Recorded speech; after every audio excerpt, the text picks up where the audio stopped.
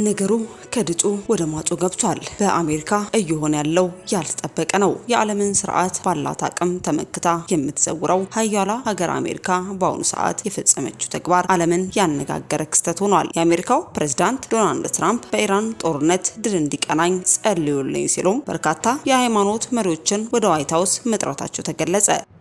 የፕሬዝዳንቱ ተግባርም እጅግ መነጋገሪያና ከፍተኛ ስጋትን የፈጠረም ሆኗል። ጉዳዩን በዝርዝር ይዘናል፣ ታደምጡታላችሁ።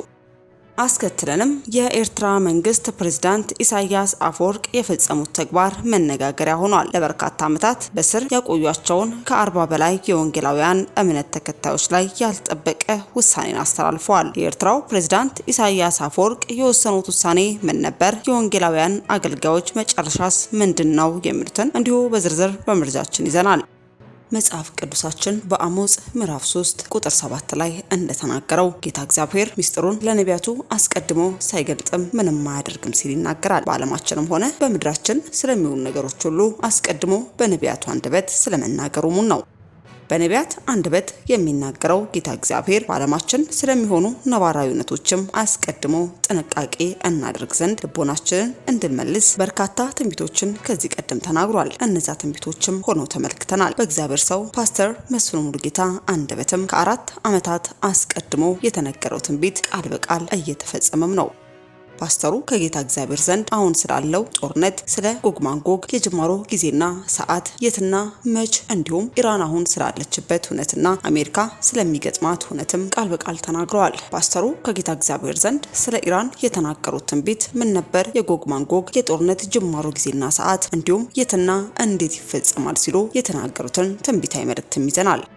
ጌታ ምን ሲል ተናግሮ ነበር? እውን አሁን ያለንበት አስፈሪው ጦርነት የጎግ ማጎግ ጅማሬ ይሆን? የኢራን ቀጣይ ዕጣ ፈንታስ ምንድነው? የሚሉትንም ከአንደበታቸው ታደምጡታላችሁ።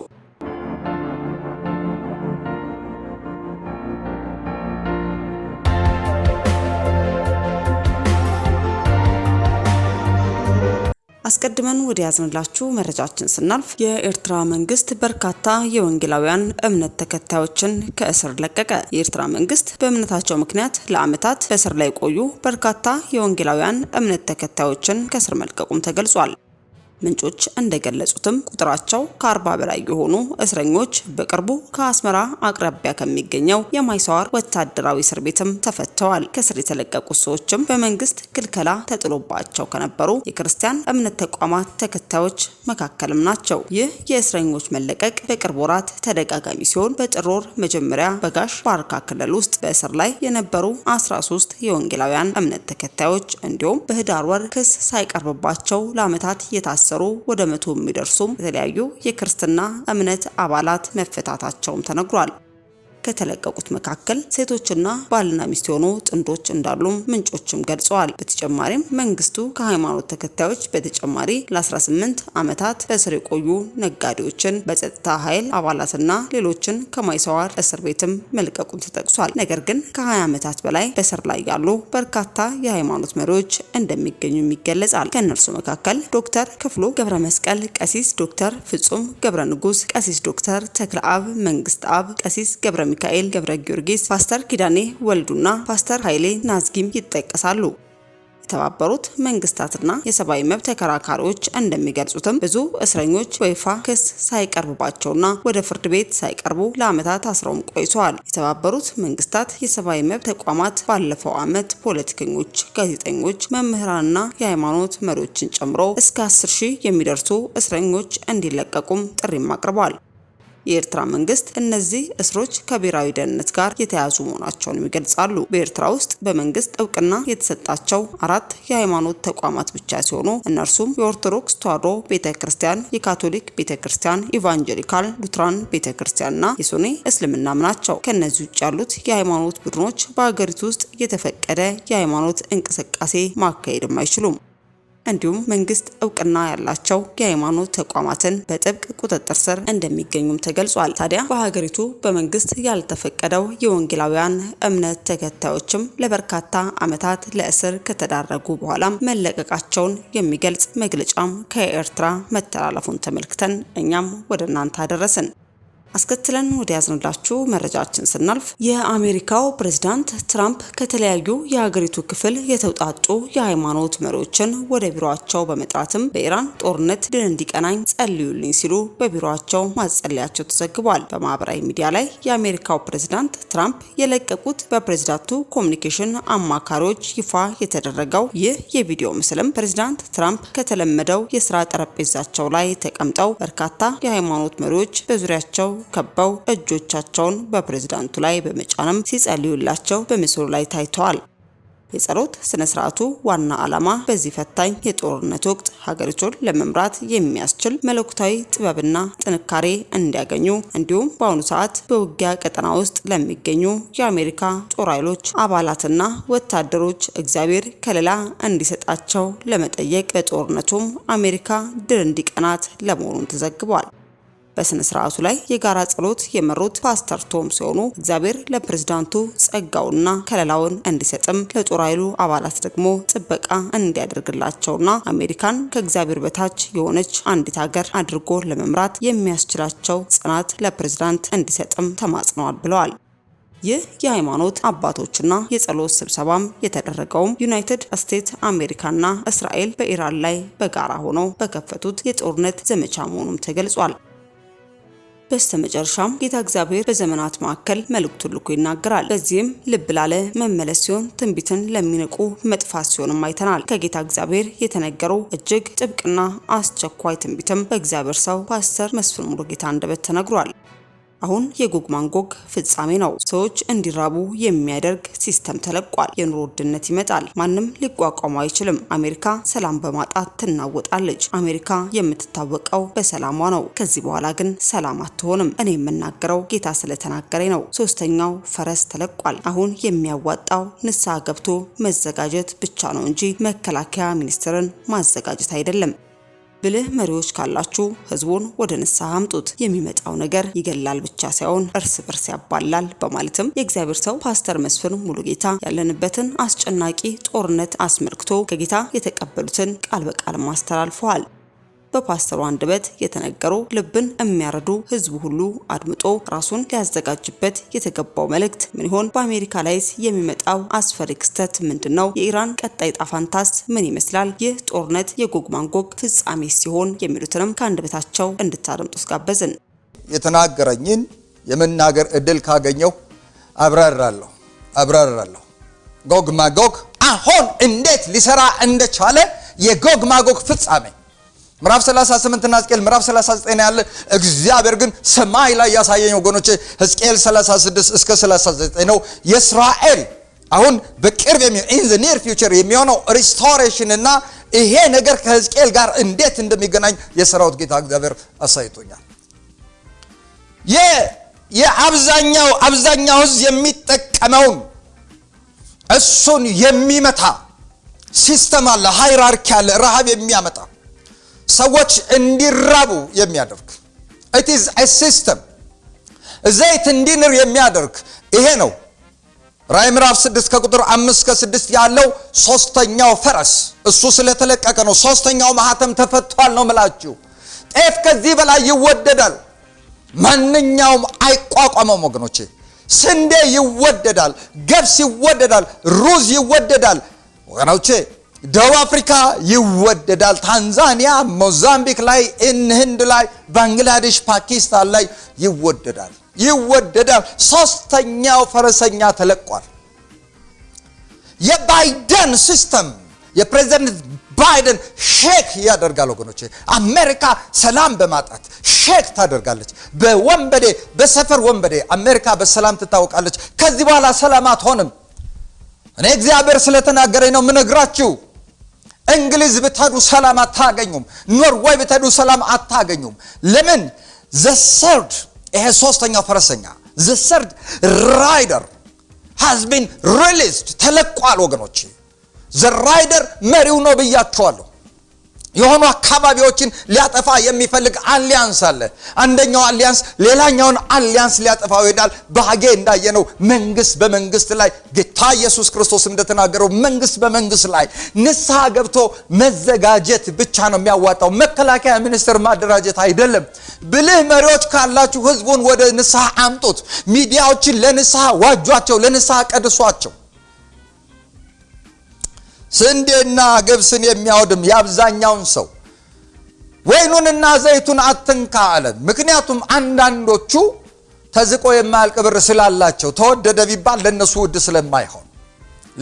ውድ ስለማይሆን በተለያየ መንገድ ምግብ ስለሚያገኙ፣ ግን ከዚህ ረሃብ ምን ያደርጋል? ይገላል ብቻ ሳይሆን ያባላል። ይሄ ፈረሰኛ ሲለቀቅ ሰዎች ሁሉ አብዛኛው ሰው ማጅራት መቺ ይሆናል፣ ቀሚ ይሆናል፣ ዘራፊ ይሆናል። መንግስት ሊቆጣጠረው የማይችል ሁሉን ሰው ፖሊስ፣ ሁሉን ሰው ወታደር ብታደርጉት ልትቆጣጠሩት አትችሉም። ራሱም ወታደሩ የታጠቀው እሱም ሌባ ነው የሚሆነው። እሱም ስለሚራብ ሰላም አስከባሪ ማንም ሰላም ሊያስከብር አይችልም። ረሃብ ጊዜ ሰጪ አይደለም። እርዛት ጊዜ ሰጪ አይደለም። አንዱ ጉልበታም ሌላውን ይቀማል፣ ሌላውን ይቀማል። እዛ በኋላ ወገኖቼ ሰዎች ወደ ሲኦል ይሄዳሉ። በርስ በርስ እልቂት።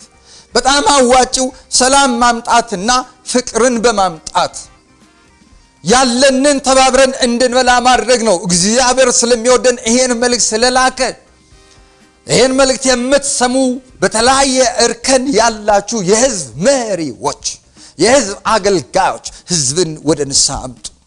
ህዝብን ለንስሐ አዘጋጁ። ዓለማችን ታላቅ ነውጥ ይጠብቃታል። አስጨናቂ የሚባል ራብ፣ ቸነፈር፣ የኑሮ ውድነት ይደቀንባታል። ተደጋጋሚ የተፈጥሮ አደጋዎች ይመጣሉ። አሁን እንኳን ይሄን መልእክት ካስተላለፍኩ በኋላ ከተቀበልኩ አይደለም፣ ይሄን መልእክት እንኳን ከላኩኝ በኋላ አንዳንድ አገራት ላይ የእሳት አደጋ፣ ፖለቲካል ኢንስታቢሊቲ፣ እኛ አገርም ተደጋጋሚ ጦርነቶች፣ ትልቅ ነውጥ ነው የሚሆነው። ትልቅ ነውጥ፣ ትልቅ ችግር በብዙ አገራት ላይ እነዚህ ነገሮች እንደሚመጡ እግዚአብሔር ተናግሮኛል። ቅድም የተናገርኩት ጉዳይ አለ ስለ ሶስተኛው የዓለም ጦርነት።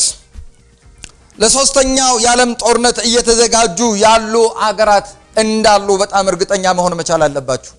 ምንም ሳይታለም የተፈታ እኮ ነው ወገኖቼ። ለምንድነው አገራት በጣም ዘመናዊ ተዋጊ ጀት የሚገዙ ያላችሁ እንደሆነ ለውጊያ ነው፣ ፊኒሽድ። እሱም ሶስተኛውና አራተኛው ዓለም ጦርነት ነው። በጣም ብዙ ጊዜ አራተኛው ዓለም ጦርነትን የሚያስበው የለም። መጽሐፍ ቅዱስ ግን ይናገራል።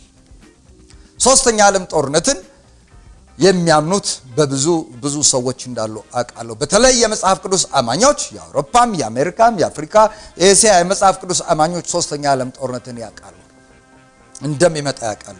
ግን ሩቅ እንዳልሆነ እንድታውቁ ፈልጋለሁ። ከሶስተኛው ፈረስ ወደ አራተኛው የገባን ነው። ወደ አራተኛው ማህተሙ ይፈታል። ማህተሙ ሲፈታ የሰረገላው መሪ ወይም ፈረሰኛው the name of the rider is death ይላል። የአለቃው የሰራዊቱ አለቃ የቲሙ የአሊያንሱ መሪ ስሙ ሞት ነው ብሎ ይናገራል። ሞት ከምንጠብቀውና ከምንገምተው በላይ የሆነ ሞት፣ ማንም ሰውን መቅበር እስከማይችል ድረስ የሰው ነፍስ የሚረክስበት ጊዜ ይመጣል። እንደ ዶሮ ኦር እንደ ድመት በምድር 1/4 ላይ ጥፋት ይሆናል። 1.6 ቢሊዮን ከ7.6 ቢሊዮኑ 1/4 ሲሞት 1.9 ቢሊዮን ሰው ይሞታል። የማን መኪና ሊያገለው አይችልም። ሆስፒታሎች አይችሉትም። መካነ መቃብር የምትሉት አይችሉትም። በመካነ መቃብር የምትመኩ ሰዎች ወገኖች ዛሬ በንስሐ ብትመኩ ጥሩ ነው። 1.9 ቢሊዮን በአንድ ወር ነው ያውጊያ። 6 ዓመት ነው የሚፈጀው፣ 3 ዓመት ነው አላውቅም። ግን እንደዛ አይነት ዘመን እየመጣ ነው። ታላቅ ነውጥ እየመጣ ነው። መገለጫዎቹ በብዙ አገራት ፖለቲካዊ ነውጥ ይሰፍናል፣ ወይም ብዙ አገራት በፖለቲካዊ ነውጥ ይሞላሉ። ሰዎች በቁጣና በበቀል ይሞላሉ። ሶስተኛው ጥልቅ ሐዘን ይሰፍናል። በሐዘን ላይ ሐዘን፣ አንዱ ሐዘን ሳንሽር ሌላው ሐዘን ባልሽ ሞተ ከመባሏ ወንድምሽ ተደገመ፣ ሚስትህ ሞተች ከመባሌ ልጅ ተደገመ፣ ታላቁ ልጅ ሞተ ከመባሉ በኋላ አጎት የሚስት እናት ሞቱ፣ የሚስት ወንድም ሞተ የምንባልበት ዘመን እየመጣ ነው። ትልቅ ሐዘን፣ ትልቅ ጸጸት፣ መጽናኛው ኢየሱስ ክርስቶስ ብቻ ነው። በቀልና ደም መፋሰስ ደጋግሞ ይታያል። ከዚህ የተነሳ አሸባሪነት ይበዛል፣ ሁከት ይበዛል፣ ፍርስራሹ ብዙ ነው። ድልድዩ ይበዛል፣ ድልድዩ ይሰበራል፣ መንገድ ይዘጋል። ሞት ስለሚመጣ ወገኖቼ መኪና ድራይቭ እያደረጋችሁ አንዱ መንገድ ከአንድ ከተማ ተነስታችሁ ከፍራንክፈርት ተነስታችሁ ኮሎኝ እየሄዳችሁ ቢሆን ወገኖቼ ኮሎኝ እየሄዳችሁ ቢሆን ባቡሩ ይዘጋል፣ የባቡሩ ሀዲድ ይዘጋል። የባቡሩ ካፕቴን ስለሚሞት ስለሚገደል መንገዶች ይዘጋሉ። እነዛን ሳታገሏቸው ሳታነሷቸው እንደገና ደግሞ ሌላ ጥፋት ይሆናል። አንዳንዱ መንገድ 2000 መኪኖች እንደተደረደሩበት ሰዎች ይሞታሉ። የአልቂት ይመጣል፣ ባዮኬሚካል መሳሪያ ይመጣል፣ ጅምላ ጨራሽ መሳሪያ ይፈነዳል። አንዱ ሀገር በአንዱ ሀገር ላይ ይጥለዋል። 3000 መኪና መቼ ነው የምታነሱት? 3 ወር ይፈጃል። 3 ወር ይፈጃል።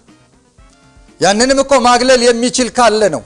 ግን ሶስተኛው የዓለም ጦርነት እንዳለቀ ደግሞ አራተኛው ይመጣል። ይህ ለዓለም ሕዝብ የመጣ ጥሪ ነው። በተለያዩ ሀገራት አስደንጋጭ የተፈጥሮና ሰው ሰራሽ ችግሮች ይከሰታሉ። ቅድም ብያለሁ፣ አስደንጋጭ የሆኑ ሰው ሰራሽ ችግሮች፣ ቃጠሎች፣ የመሬት መንቀጥቀጥ፣ የመሬት መናወጥ፣ ሱናሚ፣ ከዛ በላይ ታይቶ የማይታወቅ ነፋስ ይመጣል። ምድር ያየችው እነዛ ሱናሚ፣ ይሄ በፉሽካን የጃፓን የአቶሚክ ማብለያ ላይ የመጡ አደጋዎች፣ እንደዚህ የሚባሉት ነገሮች ሶስተኛው ማህተም ሲፈታ የሆኑ ናቸው። አሁን የሶስተኛው ማህተም ዘመን አልቋል ይላል የሰራዊት ጌታ እግዚአብሔር። ወደ አራተኛው ልትሄድ ነው። 1.9 ቢሊዮን ሰው ወደሚጠፋበት ትልቅ ጥፋት ዜናዎች፣ ሚዲያዎች፣ እነዚህ ጂያንት የሚዲያ ተቋማት ኢንስቲትዩሽንስ ዘግበውት የማልቅ ሊዘግቡትም አይችሉም። ጋዜጠኞችም ስለሚሞቱ ዜናውን በቅጡ ሳንሰማው ስቱዲዮዎች ስለሚፈራርሱ ዜናውንም አትሰሙትም። ኔትወርኩ ሲስተሙ ሁሉ የሰው ትምክት ሁሉ ከንቱ ስለሚያደርግ ሰማይና ምድር ይናወጣል። የሰዎች ትምክት ከንቱ ስለሚሆን ወረርሽኝ፣ እሳተ ገሞራ፣ ርዕደ መሬት፣ ሰደድ እሳት፣ የጎርፍ አደጋዎች ይመጣሉ። ሌላው የምጣኔ ሀብት መቃወስ ነው። የምጣኔ ሀብት መቃወስ ሰራተኛ ደሞዙን በቀዳዳ ኪስ እንደከተተ ሆነ ይላል ሐጌ ምዕራፍ 1። እግዚአብሔርን ባለማክበር፣ እግዚአብሔርን ባለማስቀደም ጭንገፋ ይሆናል፣ አለመርካት ይሆናል፣ አለመከናወን ይሆናል፣ ሚስከረጅ ይሆናል፣ ሚስከረጅመንት ይመጣል። ፋብሪካዎች ላይ በጣም ትልቅ የሚባሉ ከተሞች ላይ ሜጋ ሲቲስ፣ ሜትሮፖሊታን ሲቲስ፣ ሜትሮፖሊታን ኢንዱስትሪያል ሳይትስ፣ ኢንዱስትሪያል ኤሪያስ ታላቅ ኪዮስ ይመጣል። ታላቅ ኪዮስ አገራት 500 ዓመት የገነቧቸው ከተማዎች በጣም የሚጎበኙ እንደ ቅርስ የሚታዩ ነገሮች ወገኖቼ፣ እነሱ ነገሮች አያስፈልጉም አላልኩም። ግን አንጡራ ሀብታችን ኢየሱስ ይሁን፣ አንጡራ ሀብታችን መስቀሉ ይሁን። ንስሐን አስቀድሙ ወገኖች። ምንድነው የምጣኔ ሀብት መቃወስ? ሌላው ጉዳይ ከዕቅድ በታች መሆን ብዙ ነገሮች ስለሚሆኑ ወደ መፍትሄው እንምጣ። መፍትሄው ምንድነው? ንስሐ ወንጌል ትላለ ብላችኋል። እሱን በአንድ መልእክት እሱን ሐሳብ ማቅረብ ፈልጋለሁ። በሁለተኛ ዜና ምዕራፍ 7 ቁጥር 14 የተሰጠውን ተስፋ በክብር ጌታ በኢየሱስ ስም ያን ክፍል አነባለሁ። በስሜ የተጠሩት ሕዝቤ ሰውነታቸውን አዋርደው ቢጸልዩ ፊቴንም ቢፈልጉ ከክፉ መንገዳቸውም ቢመለሱ በሰማይ ሆኜ እሰማለሁ፣ ኃጢአታቸውንም ይቅር እላለሁ፣ ምድራቸውንም እፈውሳለሁ። ይህን ነገር ለመተንተን እሞክራለሁ። መፍትሄው እሱ ነው ስላለ ጌታ። በእርግጥ ይህን ሐሳብ ወገኖቼ ለመረዳት ከቁጥር 1 በዚሁ ምዕራፍ ሁለተኛ ዜና ምዕራፍ 7 ከቁጥር 1 እስከ 11 ቢነበብ ደስ ይለኛል።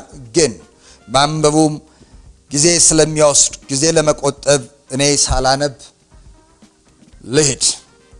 ባነበብኩት ላይ የሚናገረው ነገር ወደ 8 አስኳል ጉዳዮች የማናበላልጣቸው፣ ይቅሩ የማንላቸው፣ ድሮፕ የማናደርጋቸው ሜጀር ፒለርስ የመፍትሄ ዋና ቁልፎች እናገኛለን።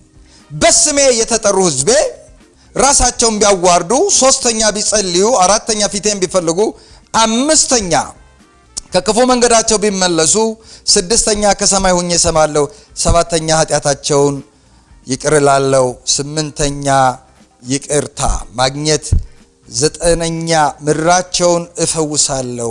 እነዚህን 9 ሐሳቦች ካየም በኋላ ወደ ማጠቃለያው ነጥብ እሄዳለሁ። በስሜ የተጠሩ ሕዝቤ የመጀመሪያው ጸላይ በሱ የተጠራ ሕዝብ ነው። ቤተክርስቲያን ስሙኝ፣ ቅዱሳን ስሙኝ፣ እህቶችና ወንድሞቼ ስሙ። ይህን ነገር ለሌሎችም ሸር አድርጉ። የመጀመሪያው ወገኖቼ የእግዚአብሔርን መፍትሄ ለማግኘት የእግዚአብሔር ልጅ መሆን ግዴታ ነው። የእግዚአብሔር ሕዝብ መሆን። በስሜ የተጠሩ ሕዝቤ ነው የሚለው። በእንዲህ አይነት ሃይማኖት ያሉ አይልም።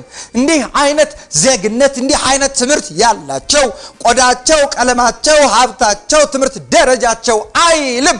የሱ ልጅ፣ የሱ ሕዝብ፣ የሱ ቤተሰብ፣ የሱ ወገን ሆኖ መገኘት። 1 እና 2 የለውም፣ አማራጭ የለውም። በእርሱ መጠራት ነው። እርሱ የጠራው የእሱ ጥሪ የደረሰው የጽድቅ፣ የድነት፣ የመለየት፣ የቅድስና፣ የፍሬያማነት ጥሪ የደረሰው ሆኖ መገኘት ነው። 2ኛ ራሳቸውን ቢያዋርዱ፣ ትሁት ቢሆኑ፣ ልባዊ ዝንባሌያቸው ወገኖቼ፣ ልባዊ ዝንባሌ በእግዚአብሔር መታመን፣ በእግዚአብሔር ላይ ማረፍ፣ የሆነ ሁሉ የሆነው ከእግዚአብሔር እንደሆነ አክኖሎጂ ማድረግ፣ ሪኮግናይዝ ማድረግ፣ ከትዕቢት መላቀቅ። 1 እና 2 ብለን ራሳችን አንቆጥርም ወገኖቼ። it is a matter of grace። አምናችሁም የሆነ ነገር በህይወታችሁ ሆኖ ካለ it is a matter of grace። without grace we are empty and nothing, we are void። ባዶ ምናምን ተነን። ትህትና ይፈልጋል። ፓስተር ሁኑ፣ ባለ ሚኒስትሪ ሁኑ፣ ዋቴቨር ሁኑ፣ ፕሬዚደንት ሁኑ፣ ሌላም ሁኑ፣ ሙት አስነሱ። it is a matter of በስምህ አጋንንት አላወጣንም ተብለው አላወኳችሁም፣ አመፀኞች ሂዱ ነው የተባሉት። ራስን ማዋረድ። በሌላ ሃይማኖት ላይ ያላችሁ ሰዎች በክርስቶስ ላይ እግራችሁ ማንሳት ይብቃ፣ አንደበታችሁ ማላቀቅ ይብቃ። ራሳችሁን በመስቀል ላይ ለሞተው ለተነሳው ለኢየሱስ ክርስቶስ ራሳችሁን አዋርዱ። otherwise you will be judged, you will be condemned by God። በትታበዩ ትወድቃላችሁ። እግዚአብሔር ከትሑታን ጋር በከፍታ እንደሚቀመጥ በኢሳይያስ 57 ቁጥር 17 ይናገራል። ከቁጥር 15 ጀምሮ እናንብበው። ላመናችሁም ላላመናችሁም ይህን እላለሁ፣ እግዚአብሔር ለትሑታን ጸጋን ይሰጣል። ያዕቆብ ምዕራፍ 4 ከቁጥር 6 እስከ 10። ከሞራል ዝቅጠት ለመመለስ ትሕትና ያስፈልጋል። ከውድቀት ለመመለስ ንስሐ ግቡ። ሆሞሴክሹዋሎች፣ ሌዝቢያኖች፣ የተመሳሳይ ጾታ ርኩሰታዊ ወሲብ ኦር ሴክሹዋል ኢሞራሊቲ ላይ የተያዛችሁ፣ በሱስ አዲክሽን ያላችሁ ዘመኑ ቀርቧል።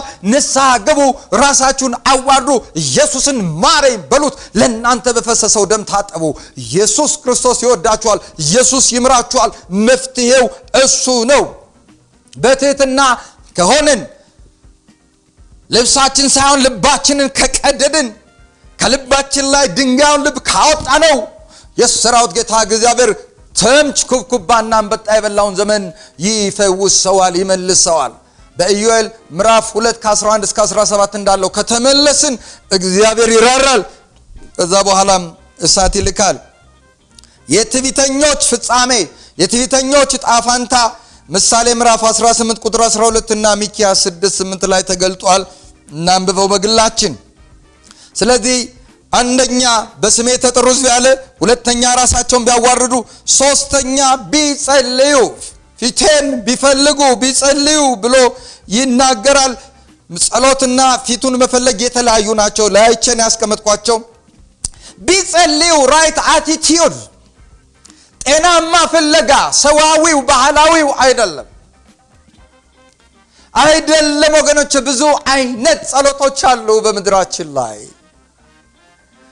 አይደለም መጽሐፍ ቅዱስ የሚለው ጸሎት ጌታችን መድኃኒታችን ኢየሱስ ክርስቶስ በምድር ላይ መጥቶ ያስተማረው ጸሎት፣ የጸለየው ጸሎት፣ ከተቻለም የጸለየውን ጸሎት። የኢየሱስ ክርስቶስ ጸሎቶች አሉ። ስለ ጸሎት ደግሞ ያስተማራቸው ጉዳዮች አሉ። መጸለይ፣ የጽድቅ ዝናብ እንዲዘንብ መጸለይ፣ ነፍሳት እንዲድኑ መጸለይ፣ የመኸሩ ጌታ የመኸሩን ሰራተኞች ወደ መኸሩ እንዲልክ መጸለይ፣ እግዚአብሔር እስኪጎበኝ ድረስ መጸለይ። በሉቃስ 18 ጌታ ኢየሱስ እንዳስተማረው ኤርምያስ በሰቆቃው ኤርምያስ ምዕራፍ 3 ቁጥር 50 እንደሚናገረው መጸለይ፣ እግዚአብሔር ከላይ እስኪመለከት ዘንበል እስኪል ድረስ ሙጥኝ ማለት። የጸሎት መሰዊያችሁ የፈረሰ ወገኖቼ፣ ፓስተሮች፣ ሐዋርያዎች፣ ወንጌላውያን እባካችሁ እንጸልይ፣ እባካችሁ እንጸልይ። ዛሬ ምን ትናፍቃለህ ብትሉኝ፣ ዛሬ የምናፍቀው ጸሎት ነው። ዛሬ የራበኝ ጸሎት ነው። ልቤን ያውቃል ጌታ። በጌታ ፊት ልሸነገል አልችልም። ከጸሎት ውጪ አንዳንድ ትርጉም እንዳይሰጠው ስለምፈራ እንጂ አንዳንዶችን ነገሮች ወገኖቼ አሁን ልተዋቸው። ግን ከጸሎት ውጪ ላስቀድመው የምችለው ነገር የለኝም። አንኳኩ ስለተባለ፣ ፈልጉ ስለተባለ በጣም ብዙ ሰዓት ያን ማድረግ ስላለብን፣ በየትኛውም ሁኔታና አጋጣሚ ጥብቅ ጸሎት ማድረግ ስለሚያስፈልግ ለኤርምያስ እንደተባለ ወደ እኔ ጩኹ፣ ቤተ ክርስቲያን ትጩህ። ወገኖቼ የትኛውም ቦታ ላይ ያላችሁ ወደ ሰራዊት ጌታ ወደ እግዚአብሔር ጩኹ። መጽሐፍ ቅዱስ ፈልጋችሁ አንብቡ። መጽሐፍ ቅዱስ ወደምታገኙበት ስፍራ ሂዱ። ለቢራ፣ ለጫት፣ ለሺሻ ብዙ የምታወጡ ሰዎች 3-4 አይነት መጽሐፍ ገዝታችሁ ለጓደኞቻችሁ ስጡ። በባህር ልምምድ ውስጥ ያላችሁ ወደ እኔ ጩኹ ተብሏል። ጮታችሁ ወደ ሌላ ነገር አይሁን። ይሄ ቃል ያድናቸዋል። ይሄ ቃል በኢየሱስ ስም ይፈታቸዋል። እንደ እውነተኛ ጉበኛ መማለድ ያስፈልጋል። በእግዚአብሔር ፊት ትክክለኛውን ነገር መጠየቅ ያስፈልጋል። በእርሱ ላይ ጥገኛ መሆን፣ መጸለይ ማለት በእርሱ ላይ ጥገኛ መሆን ነው። ነፍሳትን የሚያድን፣ ራስን የሚያስመልጥ፣ ሰዎችን የሚለውጥ ጸሎት መጸለይ፣ ልመና ማቅረብ። ሌላው ፊቴን ቢፈልጉ፣ እኔን ማየት ቢፈልጉ ምን ማለት ነው? እግዚአብሔርን ማየት፣ የእግዚአብሔርን ፊት መፈለግ አንደኛ ትርጉም ያለውና ትክክለኛ ግብ የተቀመጠለት ከእግዚአብሔር ጋር የሚደረግ ግንኙነት ነው። ሁለተኛ እግዚአብሔር ዓለም ሳይፈጠር ለኛ ዘመንና ለመጻኤው ትውልድ ያዘጋጀውን ዲዛይን ለማወቅ የሚደረግ ትግል ነው። ፈልጉ።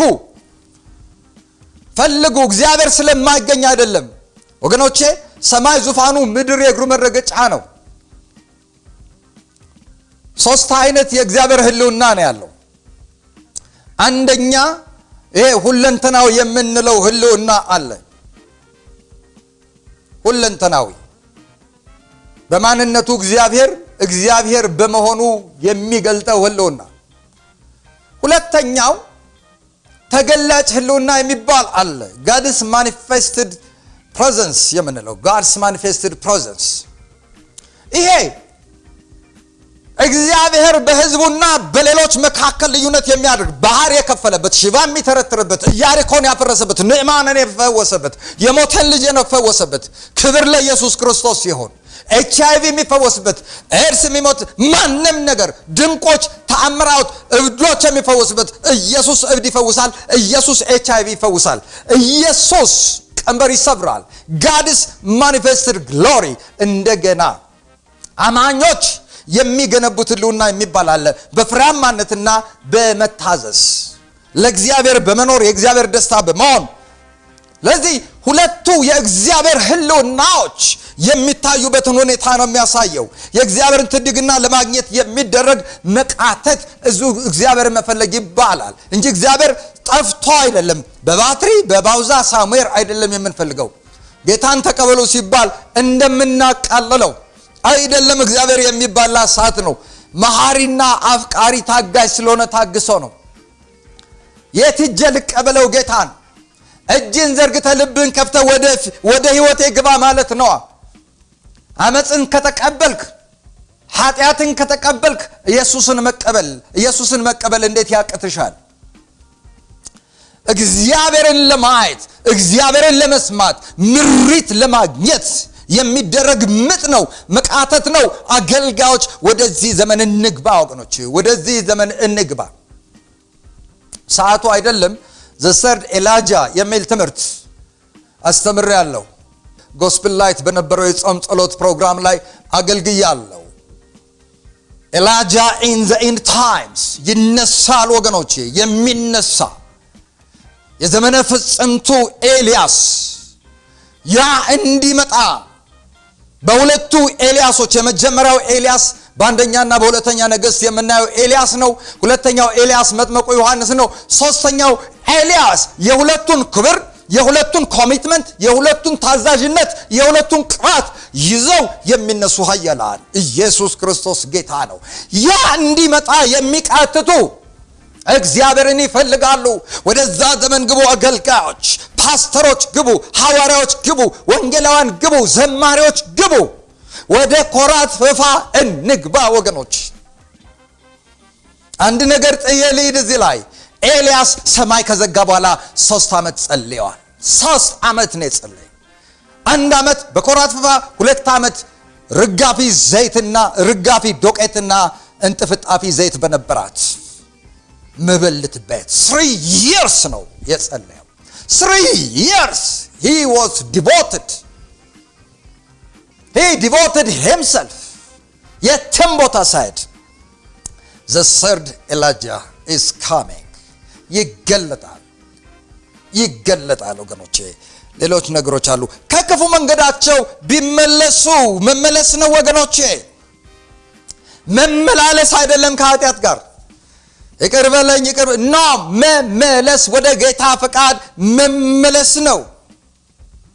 መተው ነው ዓለማዊነትን፣ ስጋዊነትን፣ አሮጌ ባህልን ወደ ክርስቶስ አላስጠጋ ክርስቶስን አላሳያሉ ልምምዶችን። ይሄን ለኢቫንጀሊካልና ለፔንቴኮስታል ለሌሎችም ሰዎች አውጃለሁ፣ አደርሳለሁ። መመለስ ነው ከጣዖት መመለስ፣ ከስጋዊነት መመለስ፣ ከስካር ከዝሙት መመለስ፣ ከጫት ከቂማ መመለስ፣ ከጥንቆላ ከአስማት ከመተት ከነፍሰ ገዳይነት ከዘረኝነት መመለስ ነው። ይሄን ለዓለም ሕዝብ እላለሁ። መመለስ፣ ተመለሱ፣ እንመለስ፣ ከስተቱ እንመለስ ወገኖቼ። ሕዝቅኤል ምዕራፍ 18 በዚህ ጉዳይ ሰፊ ነገር ነው የሚናገረው። ሕዝቅኤል ምዕራፍ 3ም ሰፊ ነገር ይናገራል። ለመልእክተኞች ይናገራል። መልእክት አድርሰን ሰዎች ባይመለሱ የሚያገኛቸውን ነገር ይናገራል። ወደ እግዚአብሔር መልክና ምሳሌ ወዴት እንመለስ? በመልኩና በአምሳሉ በዘፍጥረት በመልኩና በአምሳሉ ወደ ተፈጠርንበት ወደዛ ክብር፣ አዳም ኃጢአት ከመስራቱ በፊት ወደ ነበረው ክብር፣ ሰውና ሰይጣን ወደ መሰረታቸው ወደ ፈበረካቸው ሃይማኖቶች አይደሉም። ሰው በእግዚአብሔር መልክና ምሳሌ ተፈጥሯል። ያንኑ ሆኖ ሊቀጥልና ሊዘልቅ ይገባል። በሮሜ ምዕራፍ 8 ልጁ በብዙ ወንድሞች መካከል በኩር ይሆን ዘንድ አስቀድሞ ያወቃቸው ልጁን መልክ እንዲመስሉ አስቀድሞ ወስኗል። የወሰናቸውን ጠራቸው፣ እነዚህን የጠራቸውን አጸደቃቸው፣ ያጸደቃቸውን እነዚህን ደግሞ አከበራቸው። ከሰማይ ሆኜ እሰማለሁ አምስተኛው ነጥብ ነው። ስትመለሱ፣ ስትፈልጉኝ፣ ስትጸልዩ ምን እላለሁ? ከሰማይ ሆኜ እሰማለሁ። ለምን? ስለሚፈልገን። I need you ነው የሚለኝ መስፍን ልጄ እፈልግሃለሁ። ድምጽህ ይናፍቀኛል፣ ስብከትህ ይናፍቀኛል። ወገኖቼ ይፈልጋቸዋል። ውድ ሻሎም ቲዩብ አድማጭና ተመልካቾቻችን ለሰዓቱ ያዝንላችሁ መረጃ ያደመጣችሁትን ይመስል ነበር። በሌላ አዳዲስ መረጃ እስከምንገናኝ መልካም ቆይታ